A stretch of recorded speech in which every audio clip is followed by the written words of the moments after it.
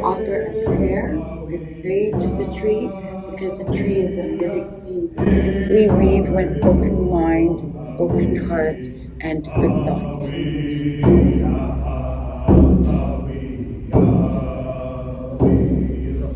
Konnichiwa, Edu desu. Hey, it's Elle. Right now I'm outside the Bill Reid Gallery. Bill Reid was a really celebrated, respected artist in BC who helped to bring attention to Haida art and Northwest Coast Indigenous art. And yeah, let's go check it out.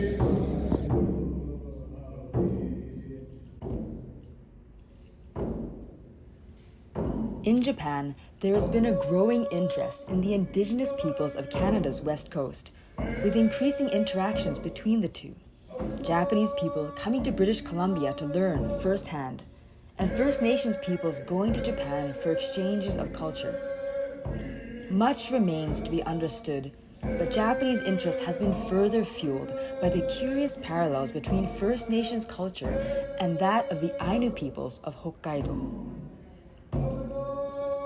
This was my first time visiting the inside of the gallery, and I was captivated by all the intricate art.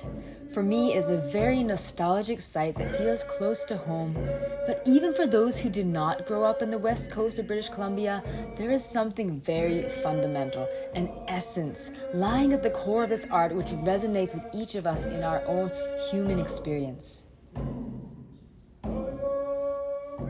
One handful. You only take one handful from each tree.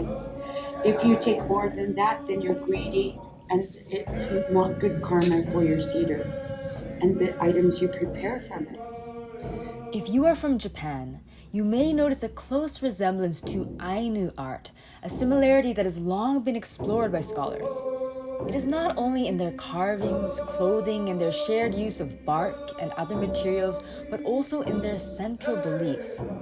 The indigenous peoples of Japan and of the Pacific Northwest share a deep belief in the spirit or the soul that exists in all of nature, that all things have a spirit, including animals, rocks, mountains, plants, the moon, and the sun, and they have both passed down a rich oral history of stories that reflect these beliefs. In recent years, there have even been cultural exchanges between First Nations and Ainu peoples, with trips between the West Coast and Hokkaido, where they shared traditional meals, performances, stories, and prayers.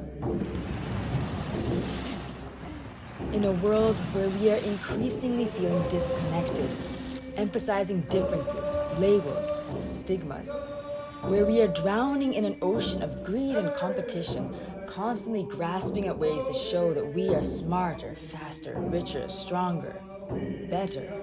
It can feel like we are fighting just to keep our heads above the surface, trying to make our mark in the world as someone who is distinct, someone different.